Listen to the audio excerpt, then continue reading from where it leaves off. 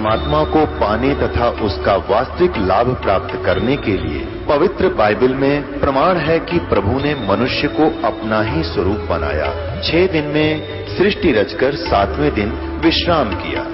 कुरान शरीफ में प्रमाण है कि हजरत मोहम्मद को खुदा स्वयं कह रहे हैं कि मैंने तुम्हें उस परमात्मा की महिमा बताने के लिए भेजा है। वो परमात्मा कबीर है जिसने 6 दिन में सृष्टि रची तथा 7वें दिन तख्त पर जा विराजा। उसकी खबर किसी बाखबर से पूछ कर तो देखो। कृपया अवश्य सुनिए जगत गुरु तत्वदर्शी संत रामपाल जी महाराज के अमृत वचन। परमात्मा आए स्वयं एक वृद्ध रूप बनाकर, वृद्ध अवस्था में बड़े ऋषि उम्र के साधु संत का रूप बनाकर, हाथ में माला और छड़ी ले रहे हाथ में, और आके कहने लगे, राजन क्यों चिंतित हो आप। राजा ने बताया कि महाराज जी ऐसे ऐसे मंदिर भगवान दिखे थे सपने में श्री कृष्ण जी। उन्होंने मुझे आदेश दिया था कि मंदिर बना दे इस स्थान पर, समुद्र के पास बनाना जहाँ गहरा समुद्र हो।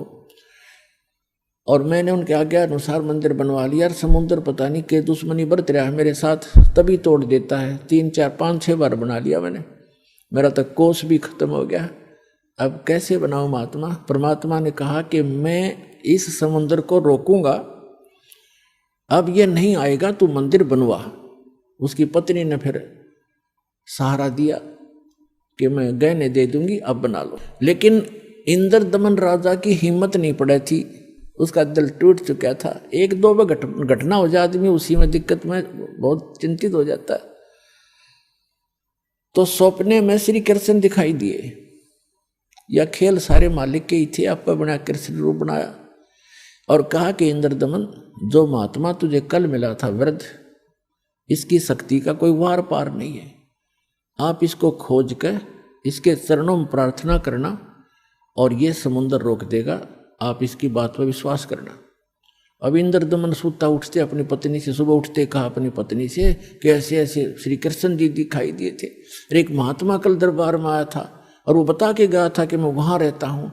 लेकर सैनिकों को, बॉडी गार्डों को, अपनी पत्नी को साथ लेकर देखा, वो तो बैठे, वो तो इंतजार कर रहे थे, माला ले रहे हाथ में, एक लीला कर रहे थे।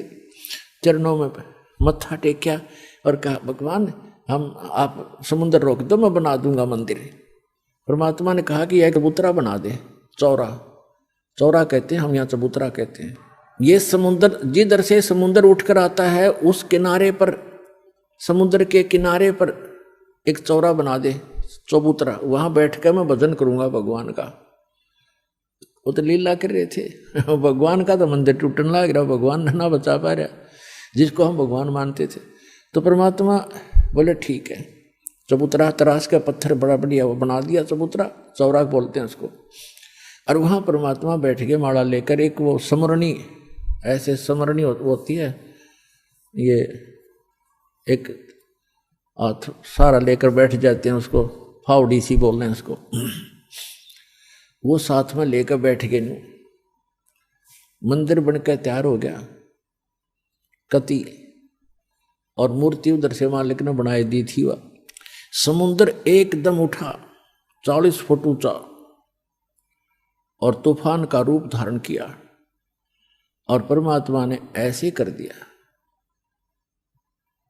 अब जहां वो था समुद्र वहीं रुक गया। इतना वेग से आ रहा था वो पानी, ऐसा रुक गया जैसे पहाड़ बन जाता है, ना नीचे जावे ना ऊपर, ना आगे ना सरका, वहीं खड़ा हो गया। इस जल स्रोत का एक देवता है, उसका नाम समुद्र है। वैसे वरुण नाम है, वरुण के अंतर्गत एक समुद्र नाम का अन्य असिस्टेंट है। तो वो समुद्र आएगा वहां पर विपर रूप धारण करके, और कहा, भगवान मुझे जाने दे आगे, यानी चलने दे मेरे जल को, जो मैंने आज्ञा दी है इसको, जो मैंने आज्ञा दी है इसको जाने दो जल को आगे। परमात्मा ने कहा, क्या करेगा तू आगे जाकर? कि इस मंदिर को तोड़ूंगा। परमात्मा बोले कि ये ऐसा वैसा मंदिर नहीं है, इसमें कोई पूजा, इसमें कोई पाखंड पूजा नहीं चलेगी, इसके अंदर कथा करा करेंगे भगवान की, और कोई ऐसा वैसा मंदिर नहीं है जिसमें किसी को भ्रमित किया जाता हो। और एक भवन है भगवान का, यहाँ कथा होती है, इसको मत तोड़ तू। मंदिर को तोड़ा नहीं करते, तो वो कहने लगा नहीं मैं अवश्य तोड़ूंगा। परमात्मा बोले जा फिर तोड़ दे, जा तोड़। कहने लगा मैं आपकी शक्ति के सामने मैं निष्क्रिय हो गया हूं, आपसे अर्ज करता हूं आप हट जाओ रास्ते से। अक नहीं अब नहीं हट सकता, मैंने वचन दे रखा है। तू क्यों तोड़ता है इसको, तेरे क्या दुश्मनी है तेरी इसके मंदिर के साथ। तब समुद्र ने कहा कि जब ये श्री कृष्ण यो जगन्नाथ श्री राम रूप में था, इसने मेरी बेइज्जती करी थी, इसने मुझे डरा धमकाया था, अग्नि बाण दिखाया था, मेरी इंसल्ट करी थी, उसका बदला लूंगा, इसको खत्म करूंगा, नहीं बनने दूंगा इसका यहां पर। तब परमात्मा ने कहा कि देखो इसको तो तू तोड़ नहीं सकता, तेरे में हिम्मत है तो तोड़ दे। फिर कहने लगा जी मुझे कोई विकल्प बताओ, मेरी इज्जत रह जाए। कहने लगे जाके उसकी द्वारका को डुबो ले, वो खाली पत्थर खाली पड़ा है, और यहां आसपास भी नहीं आ जाना, 1 मील दूर भाग जा यहां से, तेरी खैर नहीं। अगर फिर भी तो दोबारा इधर आ गया था। आज प्रमाण है जगन्नाथ के मंदिर को दास देख कर आया था, सिर्फ कुछ भक्तों को साथ लेकर ये देखने के लिए कि वास्तविकता है क्या। वहां पर कबीर पंथियों द्वारा सुरक्षित वो चौरा स्थान, वो चबूतरा भी है, वहां एक अच्छा मकान सा बना रखा है, उसके ऊपर एक मंदिर सा बना रखा है यादगार बनाए रखने के लिए। और उन्होंने भी यही कथा सुनाई कि यहां बैठकर भगवान श्री कबीर परमेश्वर जी ने समुद्र रोका था। मंदिर वहां से लगभग 1.5 किलोमीटर दूर है, इतनी दूर समुद्र हो गया वहां से। तो उधर से द्वारका को समुद्र ने अपने अंदर समा लिया, उसका खत्म कर दिया द्वारका भी। अपनात्माओं ये कथाएं हमने जो रियल ज्ञान था सुना नहीं था, और इन हमारे धर्म गुरुओं ने हमारे को लोक वेद दंत कथा सुना रखी थी, हम मूर्ख बना रखे थे, हम रंग दिए उस झूठे रंग में। अब सच्चे ज्ञान को सुनते सुनते हमारी जो है ना मन कई बार बगावत करता है, फड़कता है, लेकिन कहाँ तक फड़केगा, आखिर में टेकना पड़ेगा इस मन को, क्योंकि अज्ञान से ये उसमें रंगा था, तो ज्ञान इसके अंदर अब समा जाएगा, तो ये अपने आप सेट होगा। अब क्या होता है देखो, आपको हिंदुस्तान के अंदर हिंदुओं को खूब पता है कि आज से 500 1000 वर्ष पहले, 600 वर्ष पहले, 100 वर्ष पहले, 50 वर्ष पहले कितनी छुआछात थी, हमने देखी खुद। हरिजनों को, छोटी जाति वाले जो मानते थे, इनको मंदिर में तक घुसण भी नहीं दिया करते, बाहर खड़े खड़े ये अपना कोई मांग मूंग लेते, जो लेना देना होता बाहर ही दे दिया करते, इनको टुकड़े टाकड़े। इतनी छुआछाती, मंदिर में प्रवेश नहीं करने देते थे, केवल पुजारी ही वहां जाते थे, या कोई स्वर्ण जाति के ही मंदिर में प्रवेश होते थे। अब आप देखते हो शुरू से जब से जगन्नाथ का मंदिर बना है उसमें छुआछात नहीं है। क्यों? उसमें भगवान बदल गया या विधान बदल गया इन धर्म गुरुओं का, वहां क्यों नहीं छुआछात? कोई जवाब नहीं इनके पास। अब सच्चाई क्या है ये दास बताएगा। अब जब वो मंदिर बनकर तैयार हो गया और मूर्ति स्थापना कर दी, अगले दिन उसकी पूजा करनी थी, वो प्राण प्रतिष्ठा का है ना, वो करनी थी। देखा कल मारी जा रही हमारी कारीगर तब मूर्ति बनावे और पुजारी उसमें प्राण डाल है, और फिर हम पूजा उस पत्थर ने बता, ये थी पूजा हमारी। प्राण उसमें प्राण प्रतिष्ठित करे था, करें पुजारी, आगे भी इसमें प्राण डाल दिए, फिर भगवान खा करेगा जब हमने प्राण डाल दिए उसमें। अकल मारी जा रही थी हमारी, कोई ज्ञान नहीं था, कोई आधार नहीं था। तो फिर क्या हुआ, सुबह चले पांडे पूजा करने के लिए, राजा भी साथ में, रानी भी साथ में, सैनिक भी साथ में, आगे आगे पांडे। और परमात्मा वहां घूमते थे, उनको पता था ये शूद्र है, ब्राह्मणों को, पंडितों को पता था कि शूद्र है। परमात्मा जगन्नाथ के मंदिर के गेट के बीच में खड़े हो गए उस दिन, जिस दिन वो आए थे पूजा करने के लिए। अब परमात्मा ने पीछे न मुंह कर लिया, जिधर से वो आ रहे थे मंदिर को देख रहे थे ऐसे खड़े खड़े, जैसे अजनबी व्यक्ति देखा करता पहली बार आके। अब जो ही वो मुख्य पांडा सामने आया, पहले तो वो मंत्र मंत्र करता नहीं देखता था, तुझे कोई देख रहा कि नहीं, आज तू सबसे प्रमुख है। सामने निकट आकर देखा कि एक शूद्र खड़ा है गेट पर। परमात्मा को उसने ऐसे हाथ मारा और परमात्मा इतनी दूर गिर गए जाके, और कहा, शूद्र तुझे शर्म नहीं आती? तो ऐसे पवित्र मंदिर के द्वार पर खड़ा है दूर मर जाए यहां से। तो ने अछूत कर दिया सारे मंदिर को। अब परमात्मा एक तरफ बैठ के जाके, जैसे एक ऐसा ही व्यक्ति बैठ जाता है, एक तरफ नो करके बैठ गए। अंदर जाकर क्या देखते हैं, वो तीनों मूर्ति उस अछूत का रूप धारण किए हुए हैं। अरे क्या हो गया, अरे ये क्या हो गया, ये कोई जादूगर है, ये अछूत कोई जादूगर है, देखो मूर्ति कैसी बन गई है। परमात्मा थोड़ी देर में फिर वह लीला खत्म कर दी। वो नो के नो श्री कृष्ण हर खड़े, फिर उन्होंने मांझे धो गंगा जल से शुद्ध करो, ये तो अछूत ने अपवित्र कर दी। वो सारा कुछ उन्होंने कर करा के अपना फारिग हुए, मंदिर चालू हो गया। उधर से क्या हुआ, उस मुख्य पांडे ने जिसने भगवान का धक्का मारा था, धक्काए थे, उसके सारे शरीर में कोढ़ शुरू हो गया। कोढ़ ही हो गया। वो चाम कटकट पड़े, सारी रात रोए चिल्लावे, सारी जड़ी बूटी करवा ली, सारी सतुति प्रार्थना। भगवान कृष्ण का कट्टर पुजारी था, उसको अर्ज कर लिया।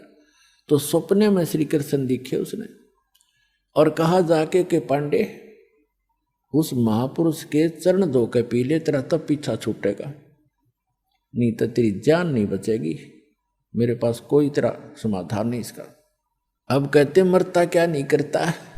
उसने अपने साथी पांडे बुलाए और कहा, भी भगवान ने ऐसे ऐसे कहा है, मेरा बुरा हाल है, और ऐसे आदेश दिया है भगवान ने, क्या करूं मैं। वो कहने लगे, क्या फर्क पड़ता है, जान बच जाएगी, और चल चरणामृत ले ले, उसके माफी मांग ले, क्षमा याचना कर ले।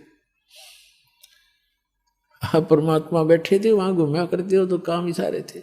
अब वो पांडा तो लेकर चल रहा कटोरे में जल, चरणामृत बनाऊंगा। वो निकट आओ, परमात्मा आगे को चल दे। अके नहीं पांडे, दूर रहना, हम अछूत है, दूर रहना, अछूत है। और वो हाथ जोड़ा, महाराज डट जाओ, महाराज जी रुक जाओ, मैं मर गया, मेरा बुरा हाल है। कि नहीं, आप अछूत, आपको अछूत के निकट नहीं आना चाहिए। अब काफी देर उनकी रिहर्सल करके रैली काट गए, तो बैठ गए एक पत्थर पे। अकबोल, क्या कहना चाहते हो। उन्होंने कहा, जी ऐसे ऐसे मुझे कोढ़ लग गया, मेरा कुछ समाधान बताओ, आपके चरण धोकर पीऊंगा, श्री कृष्ण जी ने बताया है। परमात्मा बोले, चरण धो अच्छी बात है, लेकिन केवल चरण धोने कर पीने से नहीं बनेगी बात। मैं जो कहूं वो करना पड़ेगा, अगर जो कहोगे वही कर लूंगा। इस मंदिर के अंदर कोई छुआछात नहीं होगी। यदि तुमने छुआछात की तो तुम्हारी सबकी यही दशा फेर हो जाएगी, जो भी इसमें छुआछात करेगा। और एक पत्तल में शूद्र और ब्राह्मण रोटी खाओगा, मंजूर है।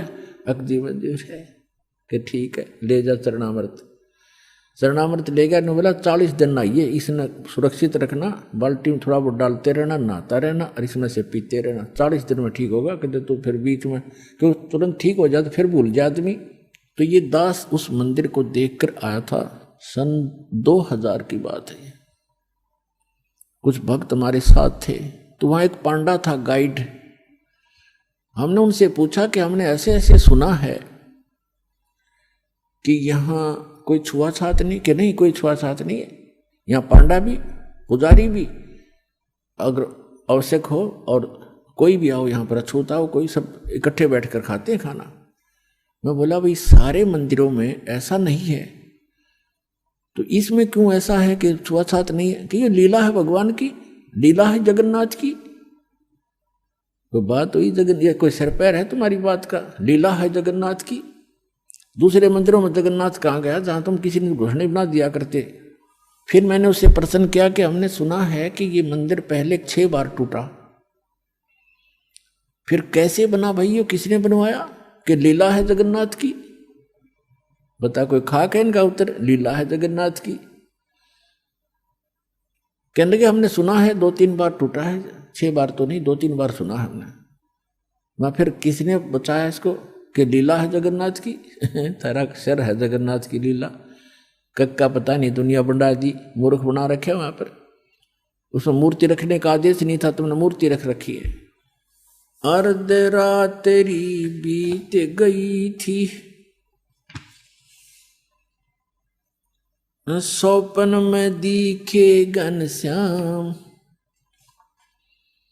इंद्र दमन एक मंदिर बनवा दे, जगन्नाथ हो जिसका नाम। इंद्र दमन एक मंदिर बनवा दे, जगन्नाथ हो जिसका नाम। अर्ध रात्रि बीत गई थी, सौपन में दिखे घनश्याम, इंद्र दमन एक मंदिर बनवा दे, जगन्नाथ हो जिसका नाम। इंद्र दमन एक मंदिर बनवा दे, जगन्नाथ हो जिसका नाम।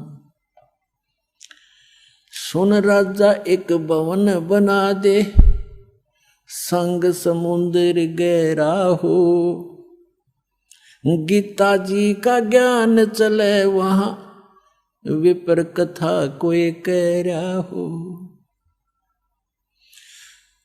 ना मूर्ति न पाखंड पूजा, वो सहज स्वभाव से रह रहा हो।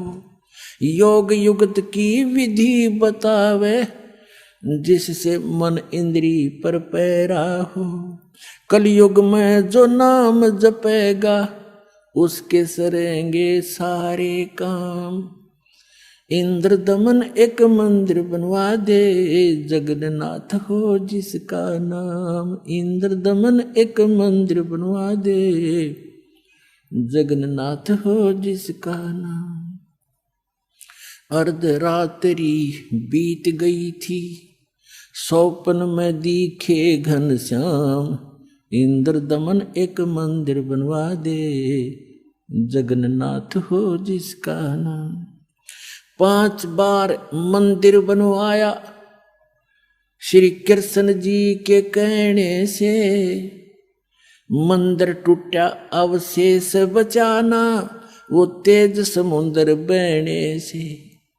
5 बार मंदिर बनवाया, श्री कृष्ण जी के कहने से। मंदिर टूटा अवशेष बचाना, वो तेज समुद्र बहने से। कहे कबीर अब मंदिर बनवाओ, यो टूटे ना मेरे रहने से। 6ठी बार मंदिर बनवाया, राजा ने रानी के गहने से। कहे कबीर अब मंदिर बनवाओ, ये टूटे ना मेरे रहने से। 6ठी बार मंदिर बनवाया, राजा ने रानी के गहने से। कह श्री कृष्ण ये पूर्ण ब्रह्म कबीर यही है, इसके चरणों में कर ले प्रणाम। इंद्र दमन एक मंदिर बनवा दे, जगन्नाथ हो जिसका नाम।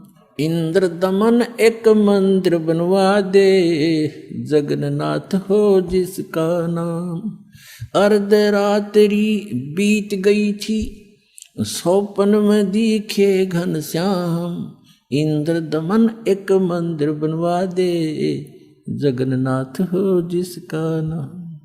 कहे कबीर एक चबूतरा बनवाओ, जहां राम नाम लो लाऊंगा।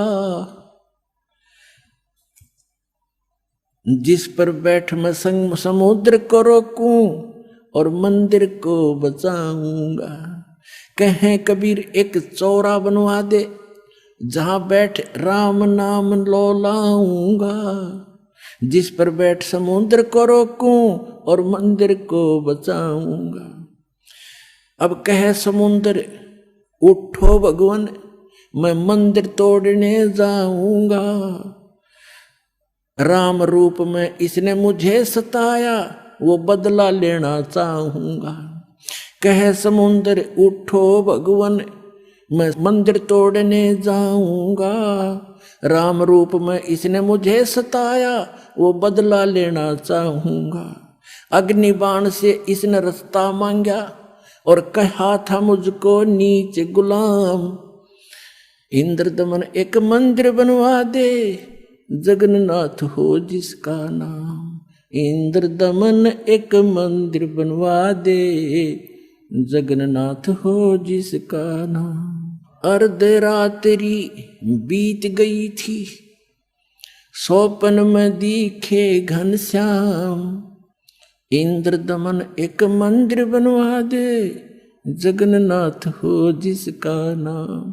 इंद्र दमन एक मंदिर बनवा दे, जगन्नाथ हो जिसका नाम। श्री कृष्ण जी की पूरी द्वारका, परमात्मा ने कहा समुद्र से, श्री कृष्ण जी की पूरी द्वारका, उस पर जाकर लाओ घात। इधर समुद्र बहर जो आ गया तो ठीक नहीं रहेगी बात। कृष्ण जी की पूरी द्वारका, उस पर जाकर लाओ घात। और सुनो समुद्र जब इधर फिर आ गया, ठीक नहीं रहेगी बात। 1 मील वो सागर हट गया, जोड़ करके दोनों हाथ। और पूरी द्वारका डबो ली थी, वो श्री कृष्ण जी की बिगाड़ी जात। 1 मील समुद्र हट गया, जोड़ करके दोनों हाथ। और पूरी द्वारका डबो ली फिर श्री कृष्ण जी की बिगाड़ी जात। पर्वत की जो रुक्या समुद्र, पर्वत की जो रुक्या समुद्र, ऐसे जगन्नाथ का बन गया धाम। इंद्र दमन एक मंदिर बनवा दे, जगन्नाथ हो जिसका नाम। इंद्र दमन एक मंदिर बनवा दे, जगन्नाथ हो जिसका नाम। अर्धरात्रि बीत गई थी, स्वप्न में दिखे घनश्याम। इंद्र दमन एक मंदिर बनवा दे, जगन्नाथ हो जिसका नाम। इंद्र दमन एक मंदिर बनवा दे, जगन्नाथ हो जिसका नाम। वर्द कारीगर बन के आए, वो बंदी छोड़ कबीर करतार। हाथ पैर प्रतिमा के रह गए, धक्के ते दिए खोल कवाड़। वर्द कारीगर बन कर आए, बंदी छोड़ कबीर करतार। हाथ पैर प्रतिमा के रह गए, वो धक्के ते दिए खोल कवाड़। अछूत रूप में साहेब आए, खड़े हुए थे बीच द्वार। पांडे जी ने धक्का मारा, कह करके न नीच गुलाम। अछूत रूप में साहेब आए, खड़े हुए थे बीच द्वार। पांडे जी ने धक्का मारा, कह करके न नीच गंवार। कोड लग्या वो पांडा रोवे, कोड लग्या वो पांडा रोवे। और काया का गल गया सब शाम। इंद्र दमन एक मंदिर बनवा दे, जगन्नाथ हो जिसका नाम। इंद्र दमन एक मंदिर बनवा दे, जगन्नाथ हो जिसका नाम। इंद्र दमन एक मंदिर बनवा दे, जगन्नाथ हो जिसका नाम। अर्धरात्रि बीत गई थी, स्वप्न में दिखे घनश्याम। इंद्र दमन एक मंदिर बनवा दे, जगन्नाथ हो जिसका नाम। इंद्र दमन एक मंदिर बनवा दे, जगन्नाथ हो जिसका नाम।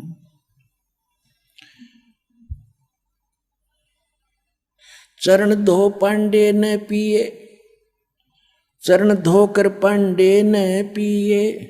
ज्यों की तो फिर होगी खाल।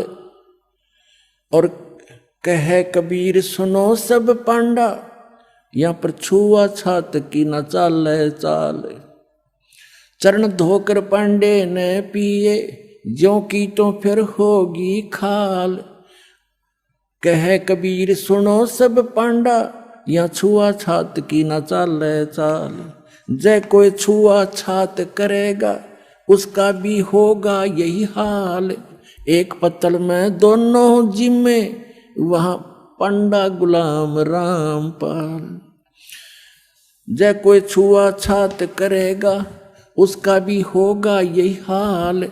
एक पत्तल में दोनों जिम्मे, पांडा गुलाम रामपाल। इसमें कौन सा भगवान बदल गया, ओ हे कृष्ण ओ हे राम। इंद्रदमन एक मंदिर बनवा दे, जगन्नाथ हो जिसका नाम। इंद्रदमन एक मंदिर बनवा दे, जगन्नाथ हो जिसका नाम। अपने आत्माओं,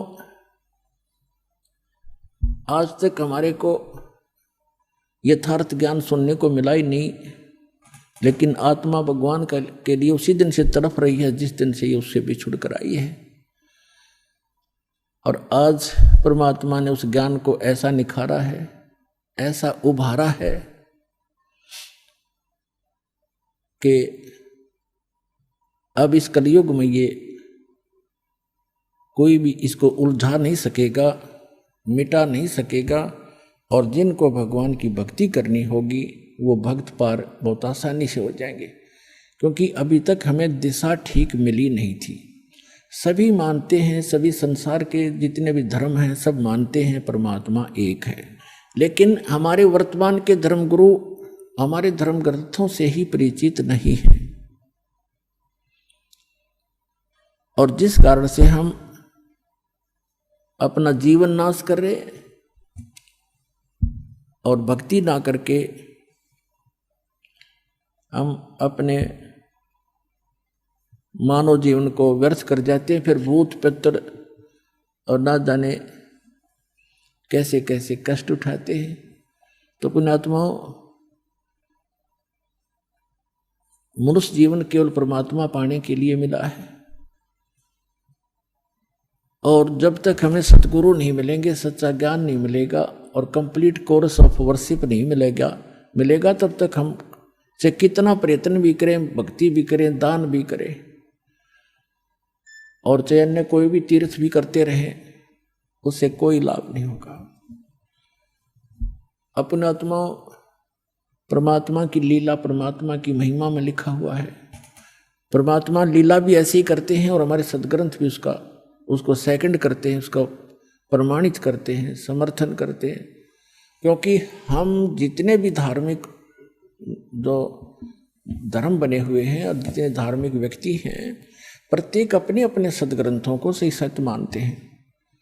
हिंदू धर्म के अनुयायी अपने पुराणों को, अपने वेदों को, अपनी श्रीमद् भगवद गीता को, इनको सबको कति सत्य मानते हैं और बिल्कुल सत्य हैं, लेकिन हमें ज्ञान उसके विपरीत प्राप्त है। ऐसे ही पवित्र मुसलमान धर्म के धर्मगुरु अपनी कुरान शरीफ को अद्वितीय बुक मानते हैं, अल्लाह का कलाम, भगवान का वर्ड, भगवान की वाणी मानते हैं, लेकिन वो उससे परिचित नहीं है। और इसी प्रकार पवित्र ईसाई धर्म के जितने भी व्यक्ति हैं, अपने पवित्र बाइबल 3 पुस्तकों का संग्रह है। पवित्र बाइबल 3 पवित्र बुकों का संग्रह है, जिसमें एक है तौरेत, दूसरी जंबूर और तीसरी इंजिल। इन तीनों को इकट्ठा जल्द करके इसको बाइबल कहा गया है। और इसमें प्रथम ही यानी उस तौरेत के अंदर उत्पत्ति ग्रंथ है, उसके अंदर पहले अध्याय में लिखा है कि परमात्मा ने मनुष्य सब सृष्टि और रचना करके पृथ्वी बना के जल जंतु सब बना करके उसके बाद मनुष्य कहा कि मैं अपने जैसा बनाऊंगा। और ऐसे परमात्मा ने मनुष्य को अपने जैसा उत्पन्न कर दिया, नर और नारी करके उसकी सृष्टि की। और किसी भी उसने पूछ लो, आप ईसाई धर्म के श्रद्धालु को पूछ कर देखो कि what is form of God, वो कहेगा गॉड इज फॉर्मलेस, भगवान कैसा है, भगवान निराकार है। और फिर वो पवित्र बाइबल क्या बता रहा है। अब ऐसे पवित्र सिख धर्म के अनुयायियों ने पूछ कर देखो कि वो परमात्मा निराकार है। और वो खुद कहते हैं, नानक साहब जी धानक उपरहा करतार फाई सूरत मुलुक की वेश एठ गुआड़ा ठगी देश खरासियाना बहुता बारी धानक रूप रहा करतार। और उसमें यहाँ तक वर्णन है, उसके काले आँख हैं, उसका लंबा नाक है, ठुमक ठुमक कर चलता है, सफेद कपड़े पहनता है, सारे लिखे हैं उसके अंदर, गुरु ग्रंथ साहिब के अंदर 1257 पृष्ठ पर। और 721 पन्ना पर लिखा है कि एक अर्ज गुप्तम पेश दोदर कून करतार हक्का कबीर करीम तुम्बे ए परवरदिगार। और 24 नंबर पृष्ठ पर लिखा है गुरु ग्रंथ साहिब में कि फाई सूरत मुल्क की वेश ए ठगवाड़ा ठगी देश खरा सियाणा बोता भारी धानक रूप रहा करतार। और सभी ऐसे हिंदुओं से पूछ कर देखिएगा पवित्र हिंदू धर्म के अनुयायियों को, और कहेंगे वो तो निराकार है भगवान। और श्री विष्णु जी की मूर्ति घर पे, और भगवान कैसा है दिखा अपने समाधि में, अको तो निराकार है, दिखता थोड़ा ही प्रकाश प्रकाश दिखता है। तो हमारे सबका ये खिचड़ी ज्ञान था। हमारे सदग्रंथ सही बता रहे हैं कि परमात्मा साकार है, नर आकार है। और ऐसे मुसलमान धर्म के अनुयायियों से पूछो परमात्मा निराकार है, और फिर क्यों सातवें आसमान पर बैठा है? निराकार का खाक बैठेगा जब निराकार है, वो बॉडीलेस है, उसका कोई शरीर नहीं है, और फिर ऊपर बैठा सातवें आसमान पे, है कोई सिर पैर किसी का?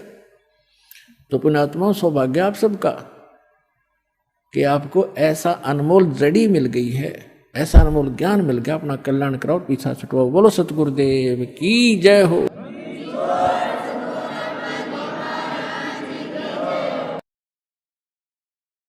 परम पिता परमात्मा पूर्ण ब्रह्म सारी सृष्टि के रचनहार कुल मालिक कबीर देव कबीर साहेब कबीर परमेश्वर जी की असीम रजा से आप सभी पुण्यात्माएं सत्संग श्रवण करने के लिए उपस्थित हुए। जिस प्राणी का बहुत ही पुण्य उदय हो जाता है उसको मानव शरीर प्राप्त होता है। मानव शरीर प्राप्त प्राणी के अंदर जो परमात्मा प्राप्ति की इच्छा प्रबल होती है वो विशेष पुण्यकर्मी प्राणी होते हैं। उनमें से आप एक हैं जो परमात्मा की विशेष आत्माएं हैं जिनको सत्संग सुनने का समय उपलब्ध हुआ। ये 5 दिवसीय सत्संग आज समापन होने जा रहा है। ये किस उपलक्ष्य में है पहले भी बताया था, आज भी नए श्रद्धालु आते हैं उनको जानकारी देते हैं। ये वो शुभ दिन है कि इस दिन परमेश्वर कबीर जी परम अक्षर ब्रह्म सर्वशक्तिमान सर्वसृष्टि रचनहार अपनी प्यारी आत्माओं को यथार्थ ज्ञान प्रदान करने के लिए और सत भक्ति बताने के लिए अपने परम धाम से सतलोक से चलकर आए थे। वो प्रत्येक युग में ऐसी लीला करते हैं। हमारे पवित्र चारों वेद इसके साक्षी हैं। ऋग्वेद मंडल नंबर 9 सूक्त 1 मंत्र 8 और 9 में, ऋग्वेद मंडल नंबर 9 सूक्त 82 के मंत्र 1 2 3 में, ऋग्वेद मंडल नंबर 9 सूक्त 86 के मंत्र 26 और 27 में, ऋग्वेद मंडल नंबर 9 सूक्त 94 के मंत्र 1 में, ऋग्वेद मंडल नंबर 9 सूक्त 95 के मंत्र 2 में, ऋग्वेद मंडल नंबर 9 सूक्त 96 के 96 के मंत्र 16 से 20 में, ऋग्वेद मंडल नंबर 9 सूक्त 20 मंत्र 1 में, ऋग्वेद मंडल नंबर 9 सूक्त 54 मंत्र 3 में, और भी अनेक स्थानों पर ये वेद गवाही देते हैं कि वो परम पिता, वो पूर्ण पुरुष सर्वसृष्टि रचनहार, उसका नाम कबीर देव है, कबीर साहब है। वो सतलोक में रहता है, अविनाशी स्थान पर रहता है, शाश्वत स्थान में रहते हैं। वहाँ से वो स्वयं चलकर आते हैं सशरीर 3 प्रकार से शरीर धारण करके। वो हम सबका धारण पोषण करते हैं 3 स्थिति में।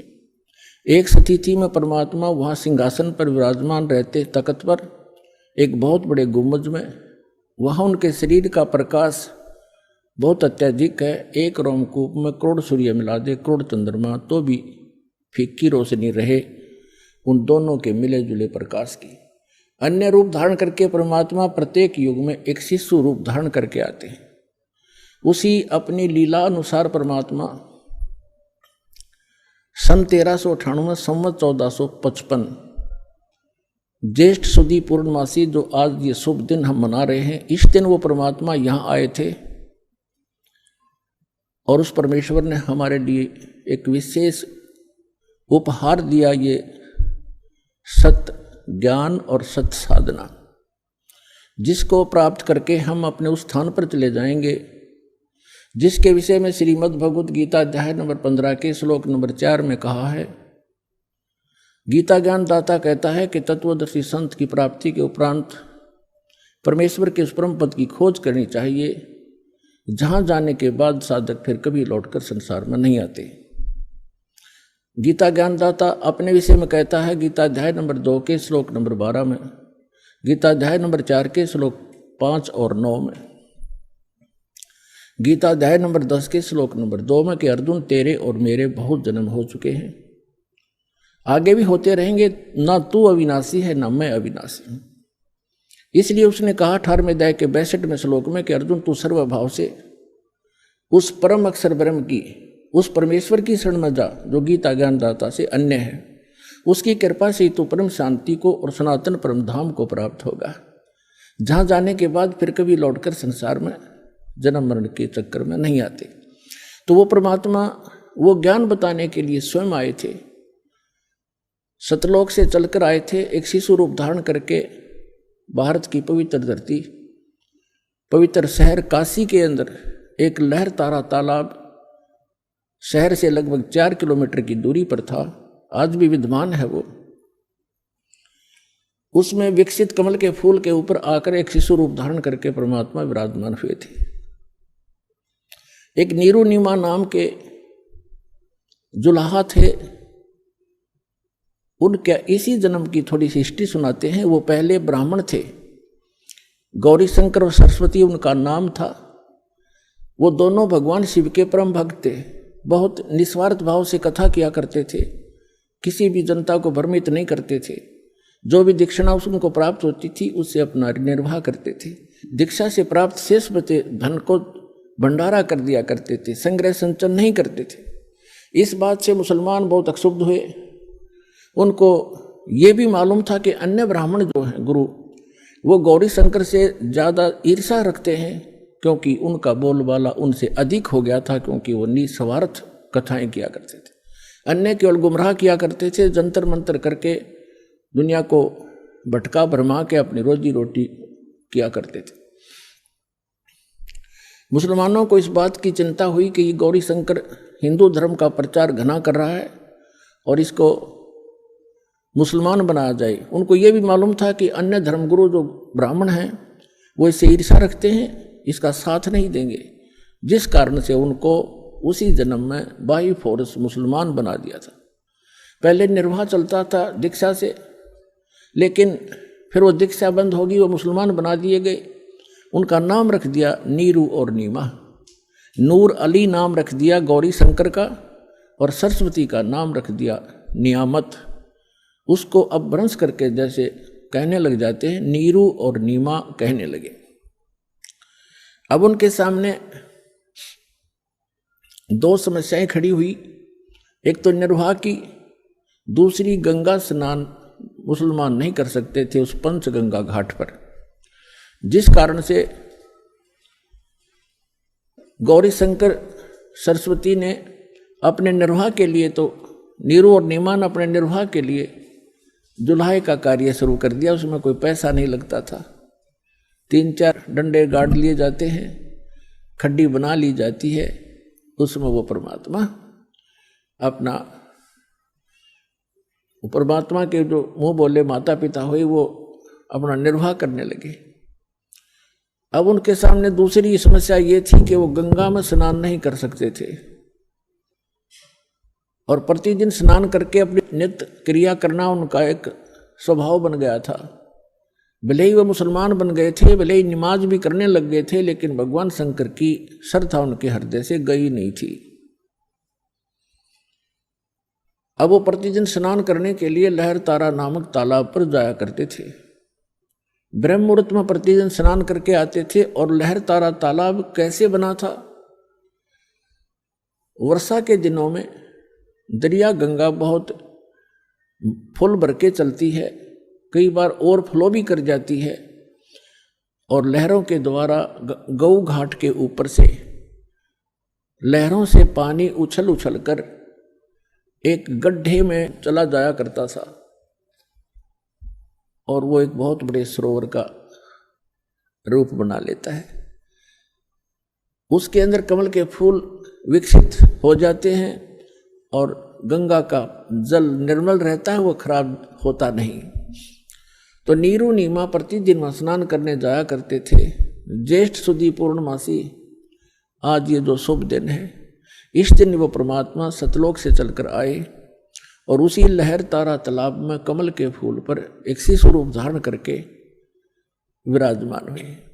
उनके प्रत्यक्ष दृष्टा महर्षि स्वामी रामानंद एक ब्राह्मण थे, बहुत बड़े विद्वान माने जाते थे। उस समय काशी के अंदर वेदों, गीता और पुराणों के मर्मज्ञ ज्ञाता कहलाते थे। उन्होंने 1400 ऋषि बना रखे थे, प्रचारक चेले बना रखे थे ब्राह्मण। और स्वामी रामानंद जी ब्राह्मण के अतिरिक्त अन्य किसी को दीक्षा नहीं देते थे, शिष्य नहीं बनाते थे। उनमें से जो ब्राह्मण ऋषि थे 1400, उनमें से एक थे अष्टानंद नाम के, अष्टानंद ऋषि।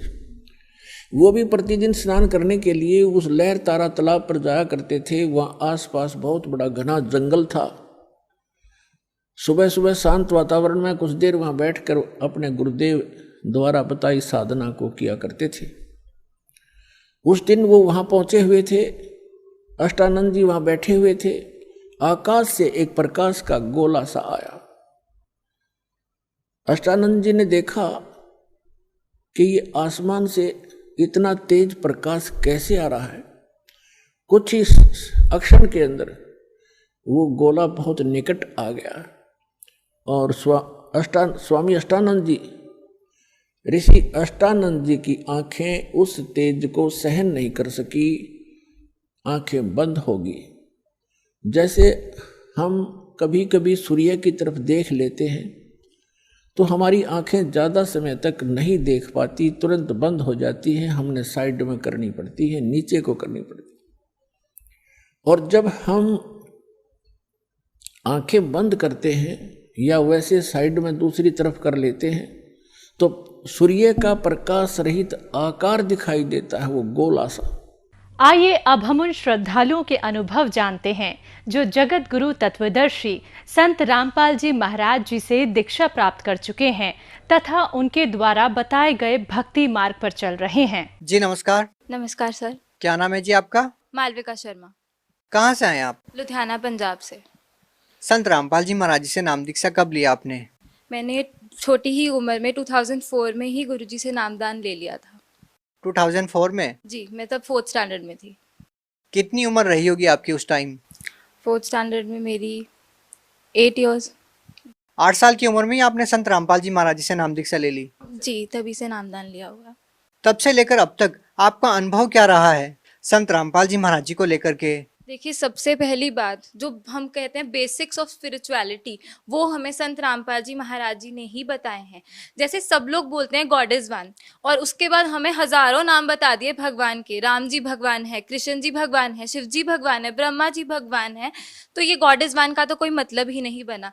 तो परमात्मा ने हमें, संत रामपाल जी महाराज जी ने हमें ग्रंथों में से दिखा दिया, सारे ग्रंथों की, सारे रिलीजन्स की होली बुक्स उठाई। परमात्मा ने बाइबल उठाई, कुरान उठाई, गीता जी उठाई, सब में उठा के निचोड़ निकाल के दे दिया कि वो भगवान कौन है और उनका नाम क्या है।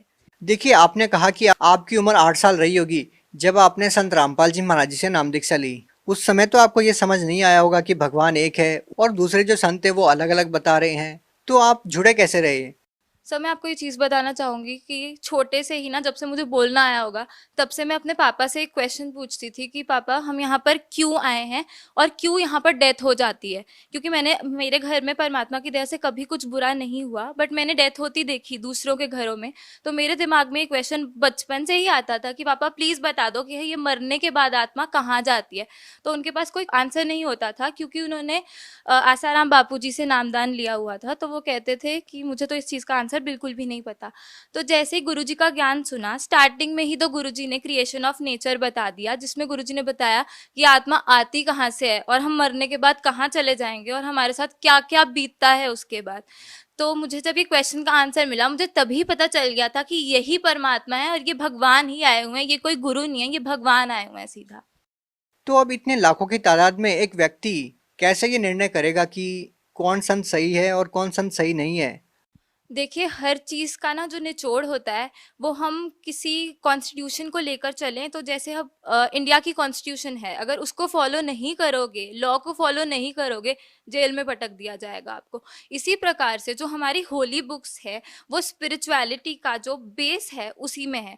तो हमारी स्पिरिचुअल बुक्स में जो लिखा है वो संत हमें फॉलो करेंगे, अगर हम उन संत को, तो ही हम पार हो सकते हैं।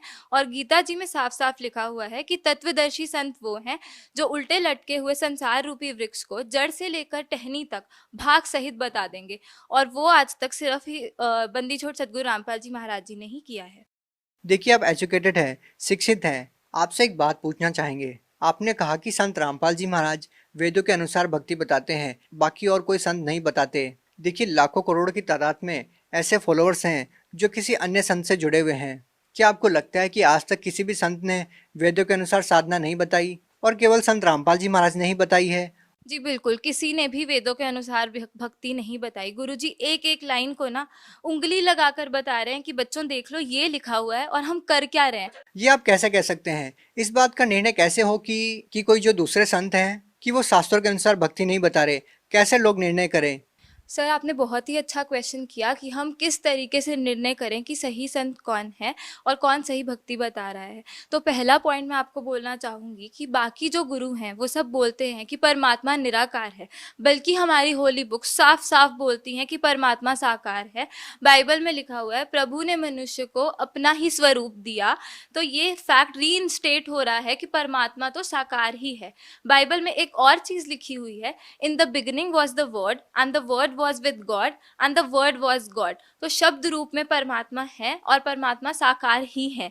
तो सबसे बड़ी चीज तो ये है कि God is in form, God is not formless, जो कि बाकी सब संत बोलते हैं। दूसरी चीज जो है कि पाप कर्म कट सकते हैं कि नहीं कट सकते। जितने भी पंडितों के पास, जितने भी गुरुओं के पास आप चले जाओगे, वो पहले तो आपको पाखंडवाद बताएंगे बाकी कि ये कर लो वो कर लो। जब उससे आपको लाभ नहीं मिलेगा, लास्ट में वो बोल देते हैं पाप कर्म तो आपको काटना ही पड़ेगा, जो कि बिल्कुल भी सही नहीं है। गीता जी में साफ साफ लिखा हुआ है कि परमात्मा की शक्ति इतनी ज्यादा है कि वो किसी भी पाप को, किसी भी लेवल का पाप हो, वो काट सकते हैं और आपकी उम्र तक एक्सटेंड हो सकती है। तो दूसरी चीज ये है कि पाप कर्म कट सकते हैं, ऐसा कुछ नहीं है कि पाप कर्म दंड कट नहीं सकता। तीसरी चीज, व्रत करवाते हैं वो लोग बाकी सबसे, तो व्रत करना साफ साफ मना किया हुआ है हमारी होली बुक्स में। क्योंकि अगर व्रत करने से मुक्ति होती तो जब अकाल पड़ता है, किसी के पास कुछ भी खाने को नहीं होता, तो वो भी तो व्रत ही हुआ, तो तब इतने ज्यादा लोग क्यों मर जाते हैं। चौथी चीज ये कि एक तरफ तो बाकी सब संत बोलते हैं कि गंगा जी में अगर आप डुबकी लगाओगे तो आपके पाप कर्म नष्ट हो जाएंगे, और दूसरी तरफ आप बोलते हो कि पाप कर्म दंड नष्ट नहीं होते। तो ये कॉन्ट्राडिक्टरी चीजें हो चुकी, और इनका सोल्यूशन सिर्फ ये है कि सही परमात्मा की भक्ति करो। एक वही वे है कि आपको सैल्वेशन अटेन हो जाएगी और इस जन्म मरण के चक्कर से हम बच पाएंगे। देखिए, इसके बाद भी सबसे बड़ा सवाल ये उठता है कि यदि हम शास्त्रों के अनुसार भक्ति कर भी लेते हैं, उसके बाद भी एक मनुष्य को, एक व्यक्ति को शारीरिक लाभ, आध्यात्मिक लाभ, भौतिक लाभ की जरूरत पड़ती है। हम आपसे ये जानना चाहेंगे कि संत रामपाल जी महाराज जी से नाम दीक्षा लेने के बाद आपको क्या लाभ मिले? तो मुझे इतने ज़्यादा लाभ मिले हैं कि अगर मैं आपको बताने चलूँ तो मैं कभी एंड कर ही नहीं सकती, क्योंकि पल पल में लाभ होते हैं। तो फर्स्ट लाभ मैं आपको बताऊंगी, सबसे बड़ा तो आध्यात्मिक लाभ भी है कि वो पाथ मिल गया जिस पे हम चलेंगे तो हमें सैल्वेशन अटेन होगा ही होगा। ये जो जन्म मरण का चक्कर है जिसमें हम युगों युगों से फंसे हुए हैं, इससे हम पार हो जाएंगे। दूसरा लाभ जो मिला वो है 2012 में मेरा बहुत ही भयंकर एक्सीडेंट हुआ था और मेरा ब्रेन भी बाहर आ गया था और मेरे फेस के 3 पार्ट्स हो चुके थे। अब वो तो मैं आपको दिखा नहीं सकती, पर ये हाथ एक प्रूफ है कि मेरा तब बहुत घटिया एक्सीडेंट हुआ था और मेरा फ्रैक्चर, मेरी पूरी हड्डी टूट चुकी थी हाथ। कौन सा हॉस्पिटल में आपने दिखाया? डीएमसी हॉस्पिटल में दिखाया था लुधियाना में, और वहाँ के जो टॉप 3 डॉक्टर्स हैं उनकी टीम ने मुझे ऑपरेट किया था। 8 आवर्स प्लस मेरी सर्जरी चली थी और 80 प्लस स्टिचेस मेरे सर पर हैं। तो गुरुजी की दया इतनी ज़्यादा हुई संत रामपाल जी महाराज जी की कि सिर्फ उसी दिन मुझे होश भी आ गया और डॉक्टर्स मुझे अभी तक मिरेकल बुलाते हैं। सर, मैं आपको एक और चीज़ बताना चाहूँगी कि 2014 में भी मैंने अपना इंटरव्यू दिया था और उसमें आपको साफ साफ दिखेगा भी कि मेरा बहुत ज़्यादा बुरा एक्सीडेंट हुआ था और यहाँ पर निशान भी तब उसमें क्लियरली दिख रहा है। और क्या लाभ मिले हैं आपको? अगला लाभ ये है कि अभी कुछ महीने पहले ही, मेरे चार्टर्ड अकाउंटेंसी एग्जाम से पहले, मेरे दांत में विजडम टूथ मेरा आ रहा था और वो पूरा गल चुका था। तो हमने स्कैन करवाया तो डॉक्टर ने बोला कि आपके वहाँ सब कुछ गल चुका है, जाड़ जो है वो भी गल गई है और दांत भी गल चुका है, तो ये ऑपरेट ही करना पड़ेगा। और मैं आपको ये भी बता देता हूँ, आपके बाकी तीनों विजडम टूथ भी आएंगे और उन तीनों के लिए जगह नहीं है, तो आपको 4 बार ऑपरेशन करवाना पड़ेगा। तो तब मैंने उनसे रिक्वेस्ट करी कि अभी मेरे एग्जाम्स हैं तो आप इसको पोस्टपोन कर दो, एग्जाम्स के बाद ये करवा लेंगे, तब तक आप मेडिसिन दे दो। एग्जाम्स के बाद जब मैं गई तो मेरे सिर पे ऑलरेडी चोट है, तो मुझे डर लग रहा था कि ये लोग खींचेंगे तो बहुत ज़्यादा प्रॉब्लम हो जाएगी। तो गुरुजी इतनी दया करना कि आप बस वहाँ पर सामने खड़े हो जाना जब मेरा ऑपरेशन हो रहा होगा। तो हम डॉक्टर के पास फिर से गए। डॉक्टर ने एक बारी कहा एक बारी चेक फिर से कर लेते हैं। तो उन्होंने चेक किया, उन्होंने कहा आपको कौन से डॉक्टर ने बोला था कि आपको ऑपरेशन करवाना है? मैंने कहा आपने ही बोला था। तो तब उनको याद आ गया, तो वो कहते कि आप देख लो ये सब कि आपका पूरा ठीक हो चुका है और आपके चारों विजडम टूथ के लिए जगह बन चुकी है और मुझे समझ नहीं आ रहा ये सब कैसे हुआ है। तो तब हमने उनको गुरुजी का बताया, गुरुजी की बुक भी उनको दी, और तो ये मेरे को अगला लाभ हुआ। उसके बाद जो मुझे लाभ हुआ, मुझे छोटे में बहुत ही तेज स्टमक एक होता था, मुझे ये भी नहीं याद कौन सी साइड होता था, पर परमात्मा से नाम लेने के बाद वो दर्द भी हमेशा के लिए चला गया। अगला लाभ संत रामपाल जी की दया से ये हुआ कि मेरे दादाजी को 3 बारी हार्ट अटैक आ चुका है और तीनों बारी ही गुरुजी ने बचा लिया। अगला लाभ मैं आपको ये बताऊंगी जो कि सबसे बड़ा लाभ है, कि मेरे पे काल का अटैक 5 बारी हो चुका है और पांचों बार नाम लेते ही, जैसे ही गुरुजी ने बताया है कि आपको चाहे प्रथम नाम मिला हो, चाहे दूसरा, चाहे तीसरा, आप उसका नाम जाप करो और परमात्मा वहाँ प्रकट हो जाएंगे, तो वैसे ही मुझे तीसरा नाम मिला हुआ था, तो मैंने तीसरा नाम का जाप किया तो काल एकदम से बिल्कुल घबरा जाता है। और जैसे परमात्मा गुरु रामपाल जी महाराज जी ने बोला था कि पंख कटे पक्षी जैसे गिर जाता है वैसे गिरेगा, बिल्कुल वैसे ही वो गिरा। परमात्मा सामने आके खड़े हो गए और परमात्मा ने वहां से मुझे 5 बारी बचाया है। लेकिन सवाल यहाँ पर ये उठता है कि आपके ऊपर अटैक होता ही क्यों है? क्यों आपका एक्सीडेंट होता है? क्यों इतनी सारी परेशानी आपके सामने आती है? परेशानियां हम पर हमारे पिछले कर्मों के कारण आती हैं और इसका सिर्फ तोड़ यही है कि हम पूर्ण परमात्मा की शरण में चले जाएं, जो कि इस डेट पर बंदी छोड़ सदगुरु रामपाल जी महाराज।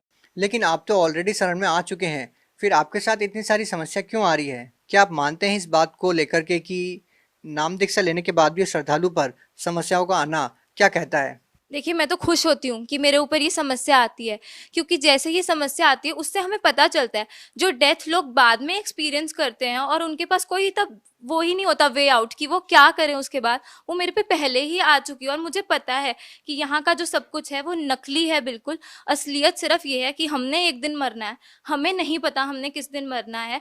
उसके लिए आप इंश्योरेंस ले लो परमात्मा से, जो कि सिर्फ सदगुरु रामपाल जी महाराज ही दे सकते हैं। और ये पक्का है कि परमात्मा से आप नामदान ले लोगे तो वापस से उस जगह चले जाओगे। देखिए, यहाँ किसी को बूढ़ा होना नहीं पसंद, यहाँ किसी को दुखी होना नहीं पसंद, यहाँ किसी को मरना नहीं पसंद। क्यों नहीं पसंद? क्योंकि हम एक ऐसी जगह रहते थे जहाँ ये सब नहीं था, जो खुशियों का भंडार था, और हम अपनी गलती से यहाँ पर फंस गए हैं। क्रिएशन ऑफ नेचर जरूर देखिए, सदगुरु रामपाल जी महाराज जी ने जो बताया है, और उसमें आपको पता चल जाएगा कि हम कैसे यहाँ आए और कैसे हमें इस जगह से निकलना है।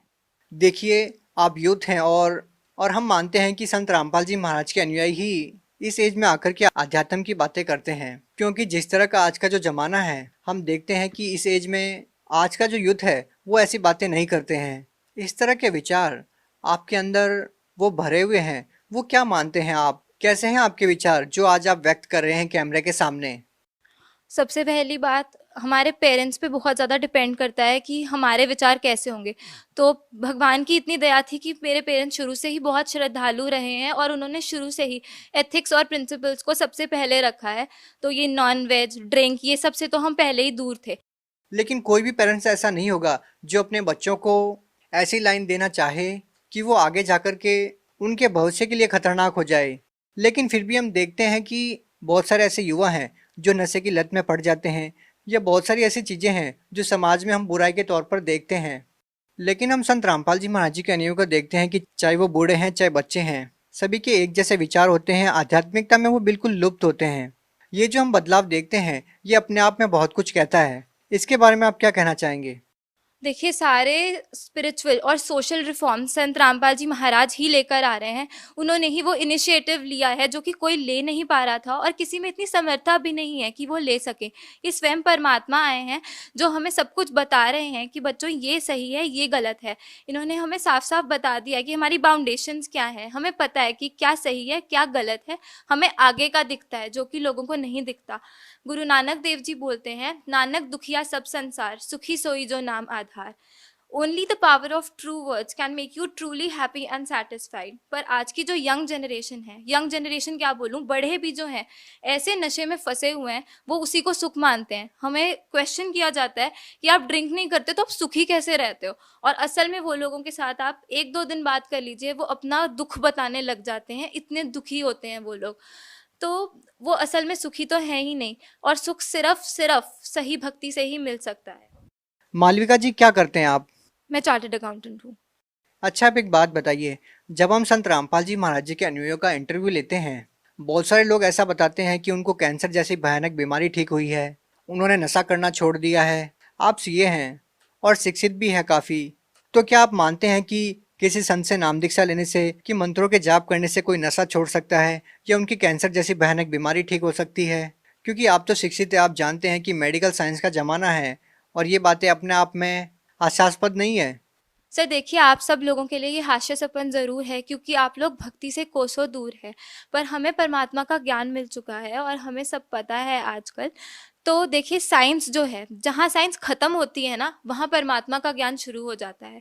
डॉक्टर्स एक बंदे को डेड बोल रहे हैं, लास्ट स्टेज कैंसर क्योर हो रहा है, वो कैसे हो रहा है? देखिए, मिराकल्स हमें आज तक एक वर्ड लगता था, उस पर रिस्ट्रिक्टेड था कि ये बस एक वर्ड है, ये सिर्फ सुनने को मिलेगा हमें, या ये फेरी टेल वाली मूवीज़ में ही हो सकता है।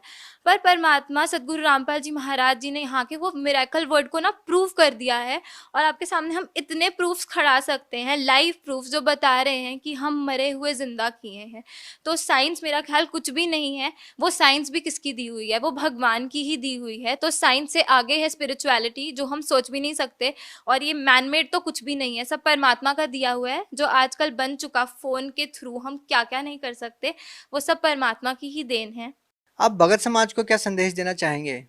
सबसे पहले मैं आपके कैमरे के माध्यम से एक चीज़ बोलना चाहूँगी कि बंदी छोड़ सदगुरु रामपाल जी महाराज जी ने एक मुहिम छेड़ दी है। जो डाउरी ने इतनी लड़कियों को मार के जला दिया है, इतनी लड़कियों के साथ बुरा हो रहा है, वो परमात्मा ने बिल्कुल ही ख़त्म कर दिया है। सदगुरु रामपाल जी महाराज जी के जो भी शिष्य हैं वो डाउरी फ्री मैरिजेस करते हैं। कोई दहेज का लेना देना नहीं होता, कोई पाखंड नहीं होता, बिना पाखंड के शादियाँ हो रही हैं। इसका सबसे बड़ा लाभ किनको मिला? सर, इसका सबसे बड़ा लाभ लड़कियों के पेरेंट्स और लड़कियों को ही मिला है, क्योंकि लड़कियां गर्भ में भी मार दी जाती थी, और बाद में भी जब उनकी शादी होती थी तो उनके साथ इतने ज़्यादा अत्याचार होते थे सिर्फ एक इस डाउरी के कारण। तो परमात्मा ने वो बिल्कुल ही हटा दिया है। आध्यात्मिकता के साथ साथ में जो सामाजिक स्तर पर सदगुरु रामपाल जी महाराज जी ने मुहिम छेड़ दी है, आने वाली पीढ़ियाँ उसका बहुत ज़्यादा धन्यवाद करेंगी, क्योंकि ये किसी आम आदमी के बस की बात नहीं है, ये स्वयं परमात्मा ही करवा सकते। भगत समाज को क्या संदेश देना चाहते हैं? भगत समाज से मेरी यही रिक्वेस्ट है कि मानुष जन्म दुर्लभ है, ये मिले ना बारंबार। जैसे तरवर से पत्ता टूट गिरे वो बहर ना लगता डार। ये एक ही बार हमें ह्यूमन लाइफ मिलती है। ह्यूमन लाइफ आपको मिल भी गई, पता नहीं वो तत्वदर्शी संत आए होंगे कि नहीं आए होंगे। ये गोल्डन एरा है जो एस्ट्रोलॉजर्स ने ऑलरेडी प्रिडिक्ट किया हुआ है, जिसमें लाखों के तौर पर भक्त पार होंगे। तो अपनी एक भी सेकंड को ना वेस्ट करते हुए परमात्मा की, सदगुरु रामपाल जी महाराज जी की शरण में आए और अपनी जिंदगी को सफल बनाएं। जी धन्यवाद। सत साहिब।